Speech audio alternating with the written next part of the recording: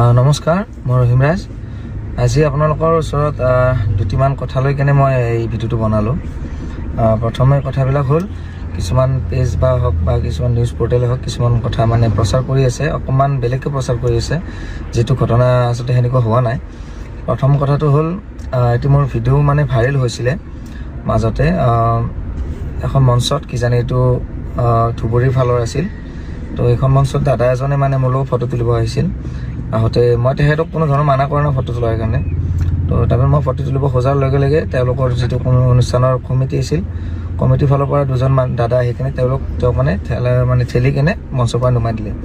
তাৰপিছত মই আকৌ তেওঁক মাতি আনিলোঁ, মোৰ দাদাও ক'লে বোলে মাতি আনা।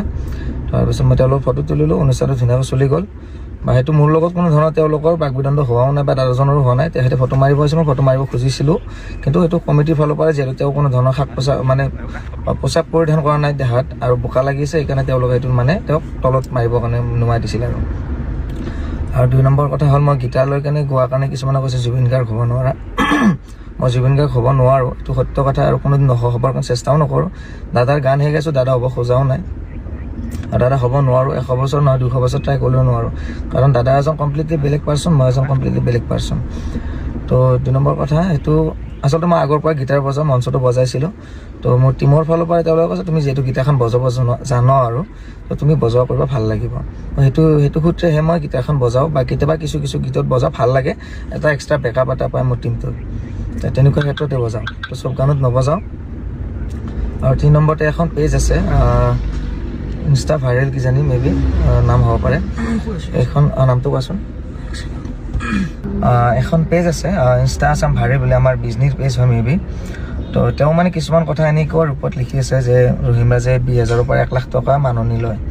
আচলতে মই আমাৰ যিখিনি লোকেল ঠাই, আমাৰ গুৱাহাটী, নলবাৰী, বৰপেটা, এইবিলাক ঠাইত মই কোনো লাখ টকাৰ ডিমাণ্ড কৰাও নাই, ছিংগেলটো কৰাই নাই, আৰু গ্ৰুপতো মই 1 লাখ টকাৰ বাজেট এতিয়ালৈকে কৰাই নাই।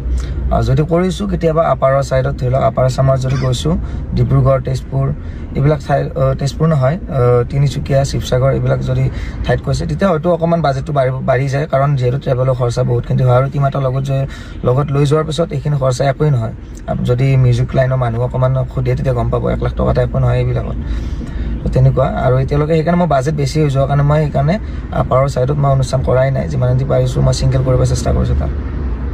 তো তেওঁ কিছুমান কথা লিখিছে, আৰু জুবিন দাদাৰ জাষ্টিছক লৈ মাত নমতা বুলি কৈছে। আচলতে মই প্ৰত্যেকখন মঞ্চতে দাদাৰ জাষ্টিছক লৈ কেনে কৈ আহিছোঁ, আৰু আচলতে মই ক'লে একো নহয়, কাৰণ মই একো নহয়, তথাপিও মই মাতিছোঁ, বা যিখিনি ক'ব পাৰোঁ সেইখিনি কৈছোঁ। আৰু আচল কাম আচলতে ৰাইজে কৰিব লাগিব, বা যিখিনি প্ৰশাসনে আছে সেইখিনি কৰিব। মই কৈ থাকিলেও একো নহয়, বা মই নক'লেও একো নহয়, তথাপিও মই কৈছোঁ। তেওঁ হয়তো দেখা নাই, বা তেওঁ হয়তো মোৰ ভিডিঅ' চোৱা নাই, বা মোৰ লাইভ প্ৰগ্ৰেম চোৱা নাই, সেইকাৰণে কৈছে। তো আপোনালোকে এইবিলাকত বেছি গুৰুত্ব নিদিব।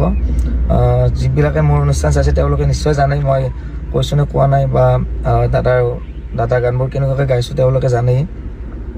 আৰু যিখিনি মোৰ পিছত ধৰি লওক অকণমান মোক বেয়াৰ ফালে হেৰি কৰিব চেষ্টা কৰিছে, সেইখিনি আপোনালোকে অকণমান সাৱধান হ'ব। মোৰ পেজত চাব, তেতিয়া আপোনালোকে নিশ্চয় গম পাব।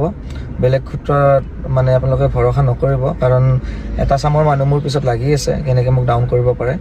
তো এইখিনিয়ে, আপোনালোকে সদায় ইমান এতিয়া ছাপোৰ্ট কৰিছে, ইমান এতিয়া আশীৰ্বাদ কৰিছে, সদায় কৰি যাব।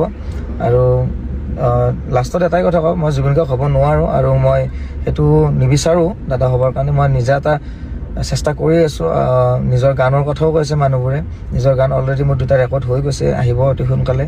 আৰু মোৰ নিজা এলবামৰ গানো আহিব, লাহে লাহে কৰিম। আচলতে সময় মিলাব পৰা নাই কাৰণে মই এইবিলাকত আগবাঢ়িব পৰা নাই। আহিব, সকলোৱে ভালেই থাকিব আৰু আশীৰ্বাদ কৰিব। ধন্যবাদ।